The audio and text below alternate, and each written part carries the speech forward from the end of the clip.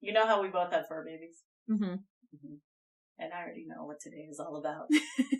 But I have a business proposition. Okay. And we're not effectuating it immediately. This is down the line. Uh-huh. But eventually, when you and me, of course, collaborate on some sort of book. Yes. Let's write a children's book. Oh, okay. Starring Appa and Wash. Yes. As the Indie Adventurers. Oh, yes, absolutely. 100% I'm down. This is all our brand. Appa and Wash, in case. Well, Party doesn't know. Appa and Wash are our fur babies. Yes, they are. Your fur baby is a large white dog, and my fur baby is a tiny black rabbit. Yep. And I just feel like the aesthetic alone. It's so good. It's so good. Yeah, I love that. Let's do it. I love that. Honestly, if you write me like a short children's story and I could get to work in the free time that I will find. Eventually have, yeah. We'll work on that, and then right after we'll work on our graphic novel, and then like I'll start making custom dice, and like like everything's just gonna fall into place. I really think it. I actually think that could be amazing. I don't know what the business is, but Sunny told me offhandedly that it's easier to be published for children's books. I don't know. Is that true? You don't know? I don't know. I don't know the publishing side of things. It kind of makes sense. I don't know how many people are clamoring to jump into like the children's book section of it.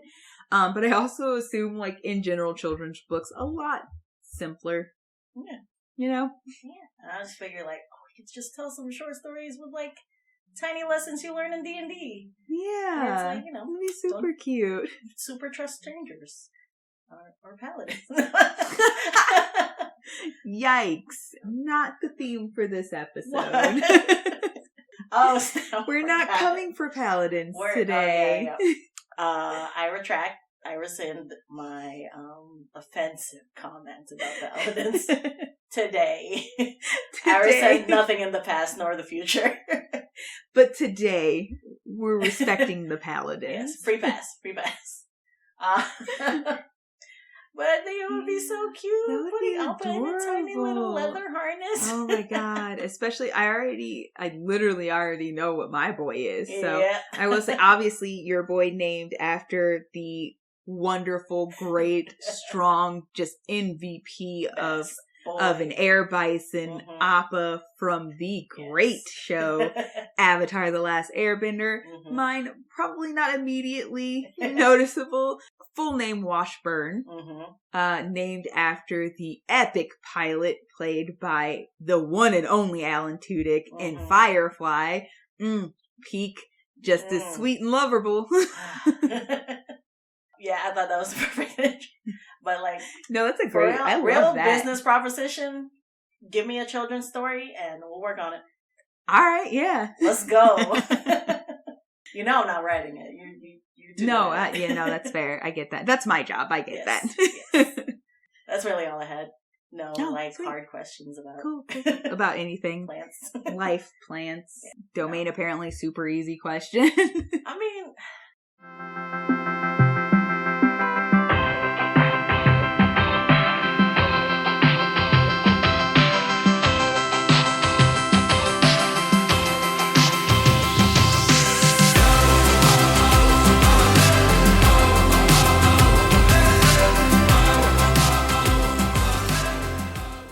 Going back. No, that was last week. We're not going back. We're here now. Last boy of March. Yeah. Who do we have? I have no clue. No, I always forget to introduce us. Yeah, we should introduce ourselves. Go on. Today, because this seems fitting, I am your rough rogue Oreo. I am your doggy Druid. I thought you were going to say dopey. What, like the dwarf? I'm Shifter. Come on, Oreo. I was re-listening to Cass today, and I was like, I forgot how fucked up I was about thinking about if I'm a dwarf. Oh yeah, I've update. I've come to terms with it. Oh, good. Super be a dwarf. I'm glad. Yeah, I like metals. You do? I don't know how much I like beards, but they're objectively cool. They're solid. Yeah, I'm glad I don't have one in my life. mean, romantically. Yeah, that's fair. Soft things are nice. You could be beardless dwarf. But the social implications. There are quite. You right? would have to commit. You would have to commit to the beard too. Mm-hmm. But like, lady dwarfs have like those cool like bearded lady a la Greatest Show. Mm-hmm. Would be red. Could be red. Oh man, I'm still working on it. I guess fully accepting. No, that's fair. That's fair. It's weird to imagine like the implication that also includes like, oh, also beard. I guess. Yeah, I guess also beard is a thing. Mm-hmm. Especially not having had to maintain one. Same. I don't know. Same. That would be foreign for me as well. Mm-hmm. Anyways, completely off topic. This is Rogue and Druid Podcast. This is. Welcome to the party. Third character of March Madness. I'm kind of upset about how blank my face was as I delivered so that. Casually. March Madness. I apologize. Oh man. It's been a month, guys. Hey, anyway, so I'm here. I'm upbeat. Yeah, we got this. We got this. Finish line. Wow, what's happening? Okay, so I already said welcome to the party. I don't even know where we are anymore. Truly, literally after that. Oh, right after that. Yeah. Excellent. I have another character for you. You promised this one wouldn't be heavy. It's not. I love this character so much because I love this thing in real life. It's my baby, my little fur baby, my sweet little squishy, dopey love, Washburn, in D&D form. Which, I do have to admit, is a heavy boy, so. Oh no, like he's quite large. Yeah. He's quite large. When he, jumps up on his hind legs, truly taller than me. Yeah, no, he's quite large. Yes. If anybody out there knows what a Great Pyrenees is, that. Although we think he's a mix. He might be. I've seen some pictures that made me go, oh, maybe not. Maybe it's just what they look like. And then other pictures that are like, you don't look quite like that. So I can't tell. But sometimes I'm like, half lab. Yeah. I have started putting down on all his paperwork just Pyrenees mix. Yeah. Just to be safe. If somebody tells me different at any point, they're like, nope, just full boy. Anyways, gigantic dog. He's big, he's white, he's just fluffy, like he's jowly, he's adorable. Just like his father. All the scriptures that we use for Hubby DM. And I made him into a D&D character. I was so excited when you told me about this. Yeah, I don't remember even how this came to be. I was thinking about it and I was looking at him and then, I know what happened. Somebody in a tattoo group that I'm on Facebook was like, oh yeah, like I made like my animal as this thing or something like that. I think somebody did like a video game character or something. And I was like, cute. Oh, if I was gonna, because, okay, I'm gonna get a little sad for a minute here. We have lost a dog before, Roxy. She was such a sweet girl. Hubby DM's first and only tattoo so far is a memorial to her. And I was thinking about it because I didn't end up getting anything because honestly, she was his dog first. And then I came in and obviously I fell in love with her because she was lovable. But I was like, I understand that this is a thing you need to do. And I will grieve however I grieve. But I would absolutely get a tattoo of Wash. Yeah. I will eventually get to the point where I get a tattoo of him. For sure. And so I was thinking, like, what would I do? Because I would love to do it, but, like, I'm me. So I wouldn't just do, like, here's a portrait or here's something like this. And then I was like, well, I would just immortalize him the way I would want to be immortalized. And so I would make him a D&D character. Right. And I was like, what would he be, though? And then you told me the class. And then I thought about it and I was like, oh no, I got this. I know what he would be. So yeah, I'm just going to jump right into it. There's the backstory on how this character came to be. And tell us more about your dog. Come on. We are here for it. He is so adorable though. Ugh, love him. This is going to be a really fun aesthetic to make, I just realized, because the middle picture is just going to be him. It's going to be a picture of his face. Yeah. But yeah, if I can get like a clear shot, he doesn't sit still well for photos. I would really appreciate some clear reference photos. I will do my absolute best to get some you. Still shots of him. Preferably awake. I will try, man. You're asking a lot. Wait, you wanted his eyes open? I mean, maybe. I'll get you what I can. But yeah, so. What if I just did the whole drawing and I spent like a half hour like time lapse, and then at the very end I just put a blur effect on it? Would be the most accurate. On brand. And here's the end result.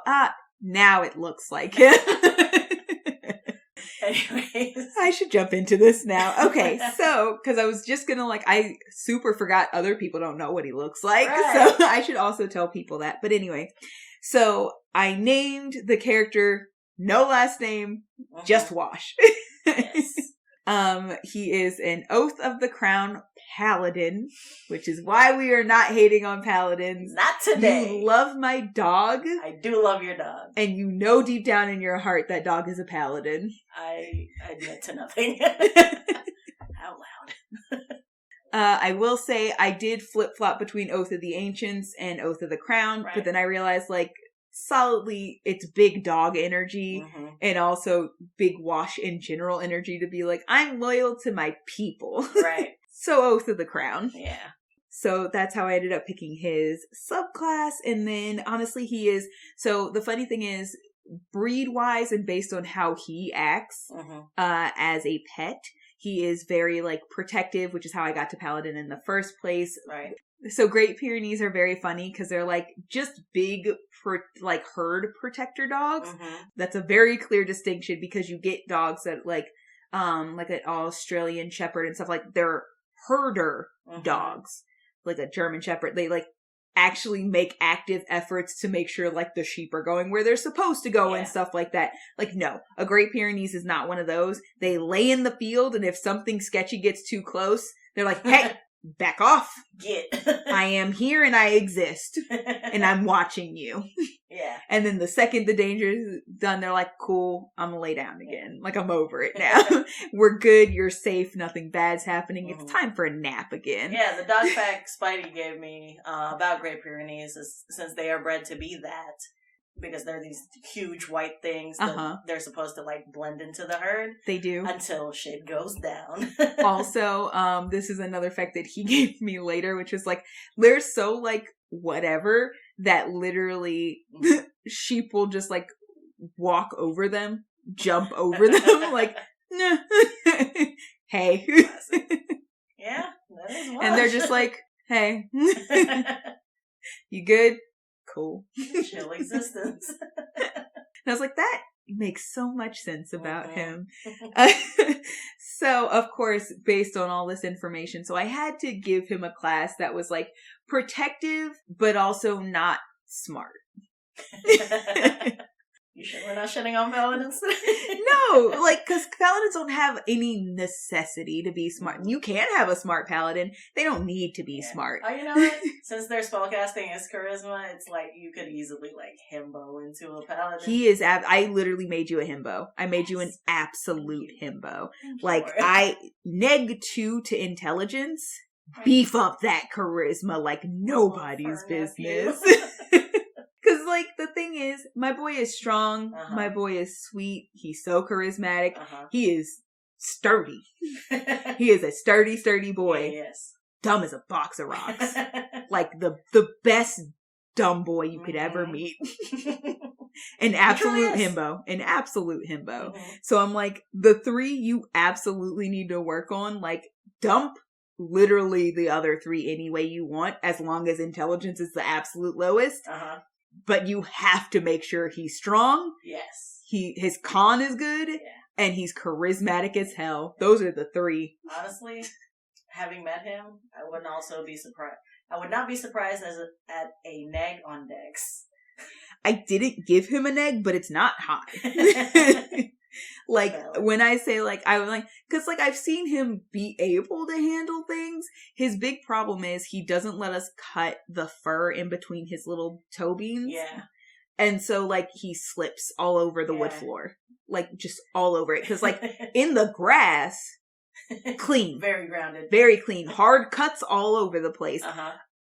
In the house, literally every wall. Slides. Every wall slipping and sliding, crashing into it. It is a mess. And it's his fault.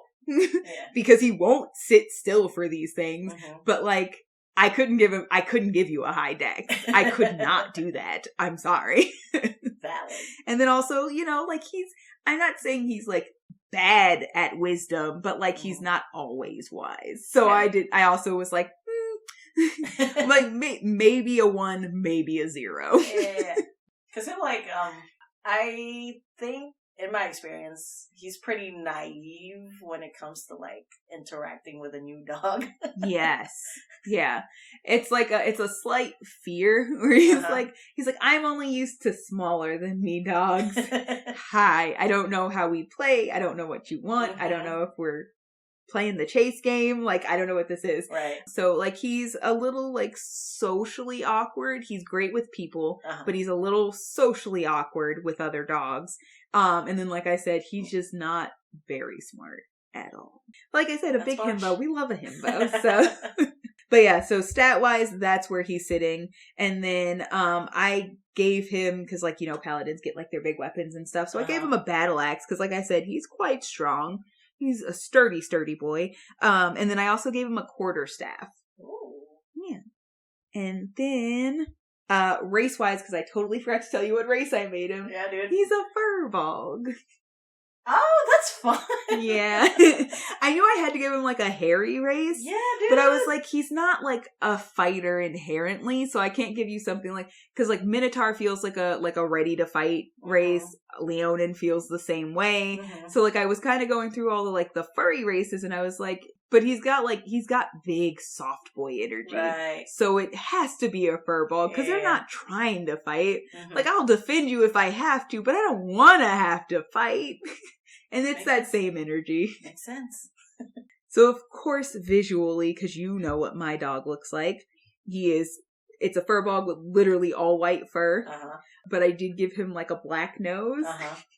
And then I also actually gave him, because Firbolgs do get, like, hair, like a black hair, like short black hair, for the pops of, like, because his nose is black, and then he has a little bit of, like, black into, like, kind of gray before it hits the full white in his snoot area. So I brought that in the hair and in the nose. Oh, okay. And then I made him very tall, like almost the peak height of Firbolg, which is 7'8". Yeah, And then I also gave him, obviously, his dark brown eyes, and yeah, I made him beefy. Like, I made him a strong, soft boy. So, like, he's muscular, but also, like, a little furry and a little soft. And so, yeah, like I said, I had a blast making this one. Sometimes you just have a blast. Sometimes it's just a good time. Yeah. So yeah, and then backstory wise, this was very fun because I essentially had to be like, what is his actual story? Like, what is his story and how did we end up here? So what I did was I took the parts I did know and formed them into a story. Love this. So this is what I'm just going to read you verbatim what I wrote for him. Notoriously simple-minded but sweet, Wash was known well in his clan as a himbo.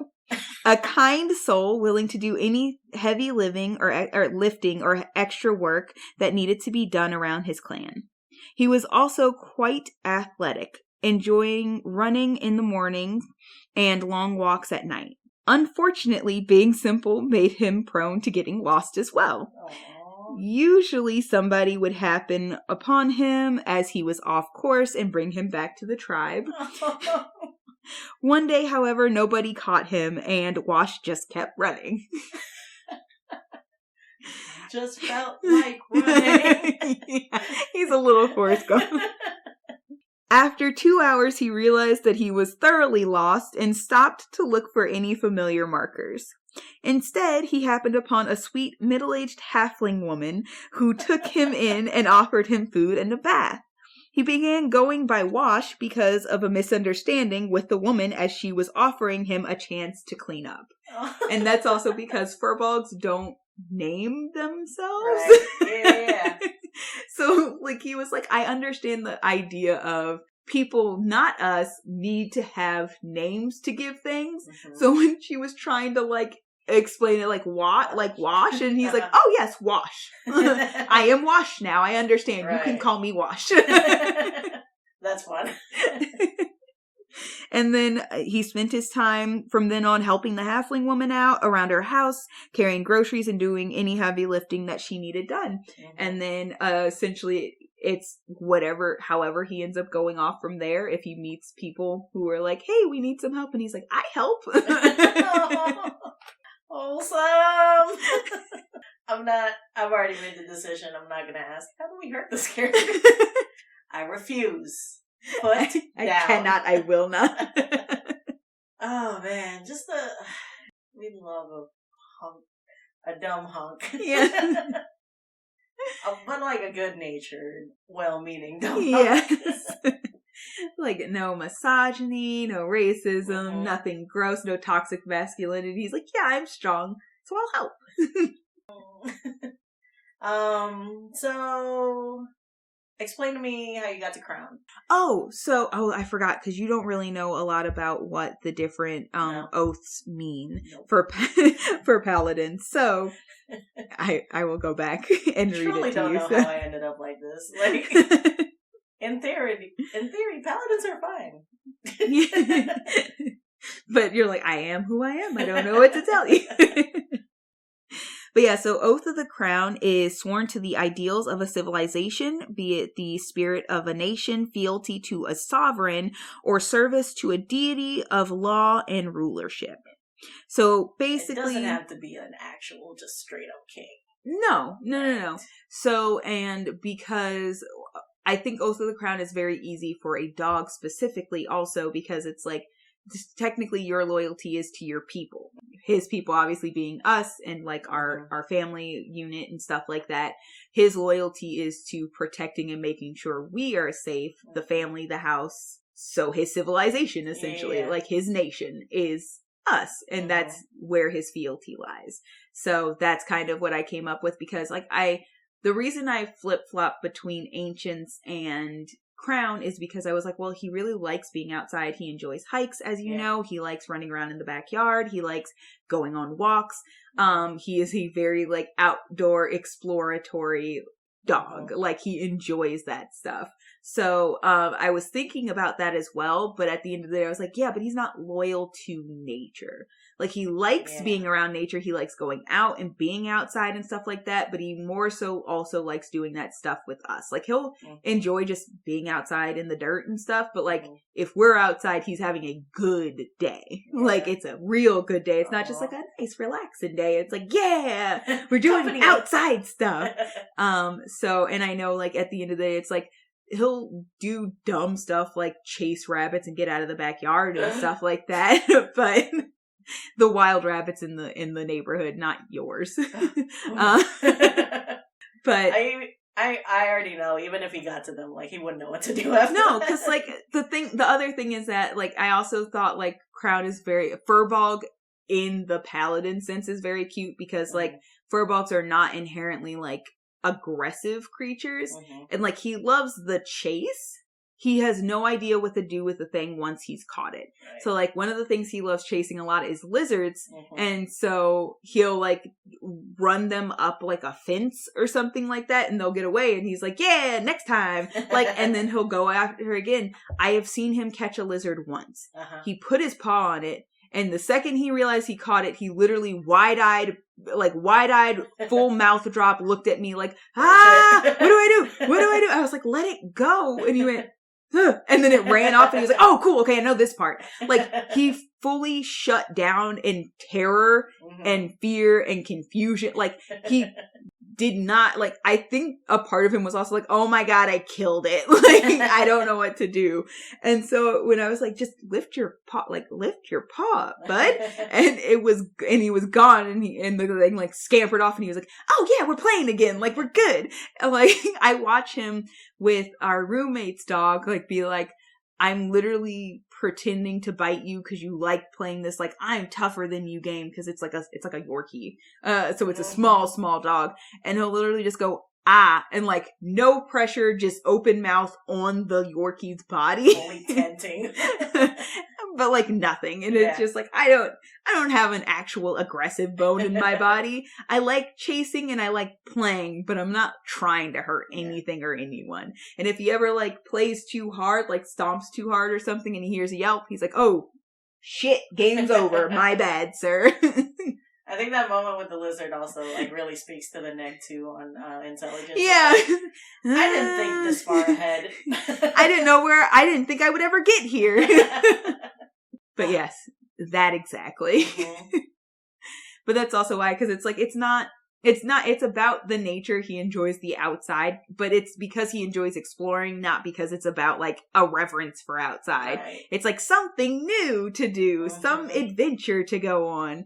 And like, if there is reverence, it's really with like his people. Right. Like, I like hearing I'm a good boy, and I like doing things with mom and dad, and I like all of this kind of stuff. So that's really what led me to eventually be like, yeah, no, this feels more right than any of the other oaths. Because Paladin felt right, honestly, mostly by process of elimination. Because I was like, it has to be something kind of protective, but like also fighter doesn't feel right. Like fighter's not right. He's not a barbarian.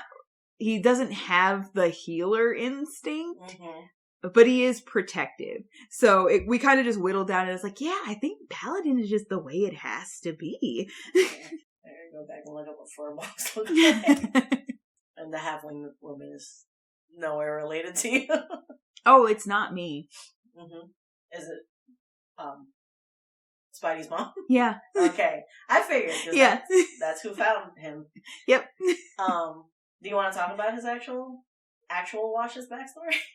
Oh, yeah. So, the story of his backstory is actually very, very similar to what I wrote, which is, I don't actually know who originally had him or who he was. He was found when he was a puppy by my husband's mother, who works animal control. Right. And she was just told there was a puppy running loose, and so she went and picked him up. He was very sweet and easy. Big ass puppy. He was quite a large puppy. And she brought him to like her kennel. And at that point, we had been considering for a couple of months possibly getting another dog. This was like 6 months after Roxy died-ish, if not a year. It might have been like closer to a year after she died. But also we had originally been watching another roommate's dog named Heidi. Yes. And so she had pseudo become our dog. And then when she left, there was really just the small dog left in the house. And he is solidly not at all our dog. So, and I could see as time was going on, like there's something missing when you're like, I'm used to coming home to this unconditionally loving creature that like is happy to see, like no matter how shitty of a day I've had, this little being is so happy to see me, and it immediately makes me feel better. And I was missing that. And Spidey was missing that, and we were just like, and I could also just like see how often he was getting to the point of being just like, I miss having that companionship, I miss having that friend. And so we had started talking about possibly looking into adopting, because that's something that I usually prefer to do. Like if I have the choice, I absolutely prefer to adopt an animal rather than like buy an animal. I understand for some people it's like what you have to do, especially if you have goals of like, you know, doing dog shows and stuff like that and competitions. They have to be, you know, purebred. But if you're just buying a companion for companionship's sake, you might as well get somebody who needs it as well. So we were thinking about doing that because of his mom's connections. We also asked her to like keep an ear out and stuff. And so we got to a point where we were just like, it might take a while, but at least we know like where we want to go from here. And then our roommate was like, you should just get a puppy. And Spider was like, I really don't want to have to train a puppy. And then this was all literally around the same time where I had finally gotten to the point where my job was like, yeah, so like a whole department got COVID, so you guys are going to start working from home now. Mm-hmm. So I was actually working from home, and it was more realistic, the idea that we could possibly have a puppy. So when she found him, she was like, we have to wait a certain amount of time to see if somebody comes and claims him, but you can come like see him and see how you feel and how he reacts to you and stuff like that. It was funny because he was attached to her at that point because she had been the one taking care of him. But he was very sweet, very soft, very amiable. We watched how he was with one of her dogs who like, he was like, oh, hey, there's a dog in this kennel. And like, he barked at him and he was like, oh, okay, I guess you don't want to talk. And just like, just like the calmest, softest personality. And we were like, that's going to work great for the little dog because he does not get along with most dogs. Like he is an asshole. He's an asshole. Like he's a dick. So like we kind of need a dog who's not gonna put up with it, like roll over on it, because we don't want him to learn bad habits, but also not going to like start a fight and cause issues. Right. So we were like, oh, that's a good sign. And then we were like, we should get them to meet. And it was fine. It went as good as we expected it to, pretty calm. When the little dog was like, hey, I don't like you, he was like, okay, I'll go hang out with somebody else then. It's like, I'm not bothered. And so it just worked out really well. And then I looked at Spidey and I was like, I want him. I love him already and I want him. And he was like, all right, I guess we're getting a dog. No, and so that's how he ended up with us. Yeah. It was the time of your life and you started working from home. And this perfect puppy is available. Sweet, sweet boy. It's just like, yeah, okay. Yeah, I remember the first time I met him, we also had, Nathan doesn't have a nickname. No. Maitland was there. And he was like, he's the perfect temperament. And I was like, I completely agree. Yeah. He was just like very soft and very sweet. He was kind of exactly what the doctor ordered. Yeah. Like he's way more cuddly now than he was when we first got him. Yeah. But like, yeah, he was just kind of like, okay, yep. And then he'd get his little spurts of energy and stuff like that. Spidey loved taking him out in the backyard and just like running him up and down the yard and stuff. He got us more active again. And it was just like, yeah, like he was just a lot of fun. He was calm enough that it was like, we can deal with this. Very easy to train. Like, he literally peed in the house twice before he understood the backyard is where I pee. Right. And, like, it was once, and then he was like, okay, I get it. Like, you don't like when I pee in the house, so the backyard's where I pee when I don't get in trouble for that. So I go there now. Right. And then the second time was because it was raining, and he used to be, like, he's still iffy about it, but he used to be terrified of rain. Yeah. So, like, we were trying to let him out, and he refused to go out, but he apparently had to pee very badly. Buddy. So he peed in the house and we were like, no! And he was like, oh, but the rain. So like there was like a half a year while he was growing up where we used to have to walk with him into the rain in the backyard to show him that it is not scary and it's not dangerous and it's not going to like melt you to pieces. Like you can go to the bathroom in this and it's fine. That would be a fun character quirk. He's scared of rain. Yeah. Like, he's fine with water. He's scared of rain. Yeah. Specifically, it's sky water that's terrifying. It just comes from up. I don't know where it comes from. It's like clouds. That's not a good enough answer. And because he's like, and that also plays into like, well, he's not smart. So it's like, he's like, I like water when I see where it comes from. Exactly. I don't know where the mystery water comes from, and I don't trust it. I love that aspect. Yeah. But yeah, he's perfect. Yeah, truly? He's such a sweetheart. He's like such a goof, and he's almost to adulthood, so he's in like this kind of assholey teen phase. But even then, it's like not the worst I've ever dealt with a dog going through a teen phase. Right. Like, it's just like, sometimes I'm like, I trick you into thinking maybe I didn't eat yet, so I can get more food. Or like, I just went outside and I definitely don't have to go out again, but I'm going to act like I haven't been out in forever and I got to go potty. I also like, when you were talking about like, here was this perfect thing. I like the idea of, Wash, the D&D character, just like fixing towns. unknown, like he doesn't understand. He's just helping. Yeah. But it's like, no, you're literally the perfect thing that happened for this situation right now. Right. like, and that's the character itself is supposed to be this, like, obviously he does want to eventually find his people. He doesn't have, like, the wherewithal with his intelligence being where you play the intelligence to be like, oh, that should be an immediate thing. It's kind of like, oh, well, we were going on a mission and we kind of need somebody to help out. And he's like, I do the helps. It's like, well, is there anything you want? And he's like, well, I kind of don't remember where home is, so I would like to find home again. Yeah. But you guys seem like fun. Let's go. Yeah, it kind of gives me not saying that Dory is like negative on intelligence, but she's kind of that same vibe of like, I don't really know what's happening with my situation right now, but I'm down to help you. But you seem confident in your situation, so let's do it then. Yeah, so, eventually he'll get his Finding Dory. Like, yeah. I have parents. Oh, yeah. Oh, snap. I forgot what I was going to say. I remembered how much of a himbo he is. You got anything? No, I just think, like, he's one of those characters who's super perfect because he likes to be helpful. Yeah. So, like, it's great for any kind of party where it's like, I'm just helping. I would hate to see him in, like, an evil party. Just because, like, I think inherently he understands the difference between good and bad. And, like, he'd be against it, but, like, a party could take advantage of him. I do love that trope of, like, the Kronk. Yeah, it's like, you're not bad. I don't understand how you ended up here. Exactly. But it's such a funny situation. Or he's just like, yay. Hey, are you okay? You seem kind of mad.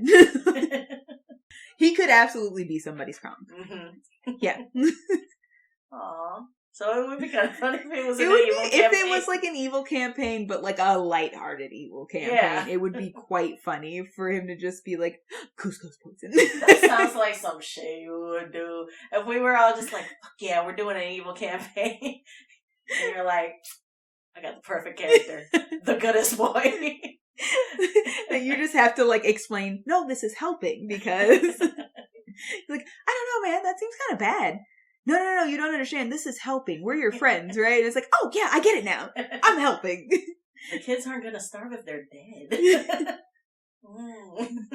Solid. That makes sense. Yeah. Oh. I think this is going to be like a relaxing time. Yeah. I anticipate just like a chill time. Thinking about Wash, doing a little doodles. But yeah, he's great. He's almost an adult now? Is that what you're saying? Yeah. Wow. Yeah. It's been a minute. Oh, I remember what I was going to bring up. Yeah. My favorite thing about Wash. Whenever we're like hanging out at your place. He's just like, he's the calmest boy, right? He just wants to be in the proximity of where people are. Yeah. So like when we move into the kitchen and have like a kitchen conversation, he's like, I'm either underneath the kitchen table or literally laying in the middle of the circle of people that are in the kitchen. If we're like around the table, he's underneath the table or immediately behind somebody's chair. Like you have to move him to get out of your chair, but he is right there and he's not going anywhere. We as a group form an aura, and he will not leave that aura. Yeah. Oh, we've moved. I'm coming. Yeah. And then we do like a natural, we're having a conversation in the living room, but then we all go to the kitchen to grab some drinks, and he will like get up, walk 5 steps to once again be in the aura, and then lay right back down. Not demanding any attention, just wants... No, I just want to be here. Yeah. Yeah, he's just like, so like, Crown Paladin, he's just keeping track of his people. Just keeping an eye out. He'll also do this thing that I love where it's like, if you're in separate rooms, and he's like, hey, I haven't really heard from the other person in a minute, I'll be back. And he just like walks, does a full perimeter sweep, just like, how you doing? Good. How's the kitchen? Good. Excellent. How's this other room? Clear. Everything's clear. And then comes right back in the same exact spot and lays back down. And he's like, we're safe. Like, excellent. Thank you, sir. That's some solid D&D content, though. Just walking around camp. You good? Popping his head into a tent. You good? I'm sleeping. All right, you're good. You're good. Good. Sounds solid. Everyone's good. Talking to literally nobody. Everybody's good. Placed by the campfire. Oh, man. But yeah, I love that about it. I'm always singing that part of The Little Mermaid. He wants to be where the people are. Yep. We love Wash, our big dumb hump. Yeah. Dog. Our himbo boy. My the nephew. goodest himbo. What's the lesson here? Adopt, don't shop? Yeah. Yeah. Honestly? If you have the ability to, absolutely. I want to give a special shout out to black cats. Yes. And albino rabbits. Yeah. I'm going to piggyback off of No, your shout out. absolutely do. They are some of the least adopted animals, albino rabbits, black cats, because of superstitions or people being a little freaked out by the red eye thing with albino rabbits. And they're most commonly put down, which is very sad, and I don't think that's fair to them. They're perfectly fine animals. They've done nothing to anybody. That's just animal racism. Yeah, I know, right? Come on, dudes. So, if you have the opportunity to, I know, honestly, one of the best things to come out of COVID, weird enough to say, is a lot of shelters were getting emptied out because people were getting pets for the companionship. I will also say I do want to bring awareness, since we're talking about adopting animals. A lot of people around the holidays, I literally learned this, from Mama. That a lot of people will abandon animals around the holidays because, like, if they have family coming in that don't like animals, like, it becomes quote unquote too much of a hassle for them. They will abandon fully abandon animals around the holidays. That is a apparently very common thing for people in her work to deal with. Also, a lot of people who thought it was real cute to have a companion during COVID were also abandoning some animals after they were like, oh, this is like work. And now life's kind of going back to normal and I don't have time for you anymore. So now is a great time to take care of abandoned animals that have been treated shittily by shitty human beings. Yeah. So if you have the ability to, the means, you're looking for companionship, somebody to love you unconditionally, somebody you can love. A lot of great animals in shelters and pounds right now that could use somebody to love. 100% agree. I was going to be like, also, shout out to the companies that are like, oh, work from home is working and our productivity is the same. Let's just keep everybody at home. Right? So nice. Like, well, now I have time to, like, take a nap on my lunch break and also hang out with my pet. Yeah. Just be there because, social anxiety is real in other animals. We actually have a routine now. So, like, because we took out the doggy door because he's very, very pure white, and he lays in the dirt, so he gets very, very dirty very quickly, so we could not let him keep the doggy door. But so what I do is, in the morning when I wake up, I make my coffee, I let him out, I fill his food bowl, he comes in when he hears the food bowl go down, and then I close the door and I go off to work, and then on my first break, I let him out again, and then we just, like, relax for a few minutes, and then I go back to work, and then at lunch, I let him out again, I leave the door open so he can come and go throughout lunch. Usually what happens is he spends, like, 3 minutes outside, and then he's like, oh, you're chilling for an hour, so I'm right beside you, and he'll sit on the big comfy chair in our house right next to where I sit to eat my lunch, and he'll just lay there and rest, and then I'll be like, all right, it's about time for me to go back. Do you want to go outside one more time? And he'll go outside again and come back in, and then my last break, because usually what he'll do is he lays in the hallway right outside the office room door because he knows I'm in there, but he also knows he can't come in. And then when I get up and I open the door, he gets up also. He's like, it's outside time. And that's our routine. Yeah, it's like, that's our routine throughout the day. And it's great. Yeah. So anyways, fuck the companies that are making people go. Yeah, stop it. Yeah. Stop doing that to people. Just let them be at home with their families. It's cheaper for you too. You know it is. Dude. Do it for all of us and all those of pets. The CEOs listening to our podcast. Do it for the pets. Make the right choice, man. There's only one. Do it for our sweet himbos like Wash. Honestly. But yeah, those shout outs to black cats, white rabbits, blue red eyes. all the pets in the pounds and the shelters looking for a home, all the workers in the pounds and the shelters working hard to take care of those pets. We love a failed fostering. Yes. Failed foster parents. Shout out to you too. Even if you can't adopt, go foster. See what happens. You never know. Yeah. I mean, they need help. Yeah. You should foster anyway. Yeah. But yeah, great lessons. We're not hurting this character. There is no way to hurt this character. Don't touch him. I don't even know where that meme was from, where like the fully grown man is like clutching onto the woman and the woman is like pointing. Yeah. You're that meme. Oh man. Yeah. I apologize for describing a very specific meme on this audio format. Somebody had to have seen it. So many people know this meme, yes, I'm sure. But still, I just think it's rude. I will post the meme for you. Thank you. I would appreciate that. Oh, I will post it on our Instagram, where you guys should be following us at Rogue and Druid. That segue. Thank you. Sometimes I'm a professional. Sometimes. 10% of the time we're 10%. professionals. I have gyms. Anyways, our Instagram. You Alright, said so the handle? at Rogue and Druid. And our YouTube. Our YouTube is where you can see the adorable himbo come to life. Yes. Rogue and Druid podcast. Yep. Yeah. Did you forget? No, I was letting you have that one. Oh, okay. I thought you slipped back into the 90%. No. I was like, I did the Insta, you do the YouTube. I got you. I should have voiced that. Yes, well. Before. I did slip back into the 90 because I didn't voice it, so it got unclean quick.